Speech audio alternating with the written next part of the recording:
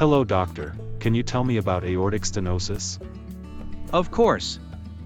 As you may know, your heart pumps blood through the aortic valve to the aorta and finally to your body.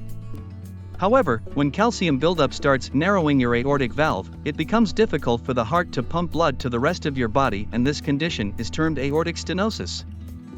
Then, how can I know if I have aortic stenosis?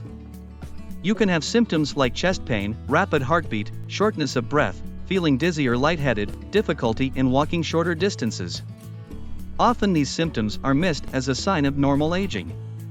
Remember, if left undiagnosed or untreated, it can become more severe and can ultimately lead to heart failure and death. Do we have any treatment options for this? Yes, aortic stenosis can be treated, and if managed properly, the negative impact on your quality of life can also be reduced. If you notice a decline in routine physical activities or significant fatigue, it's good to visit a healthcare professional for an early diagnosis. We will soon be back with another video like this one. Till then, do like and share this video. And don't forget to subscribe to our channel.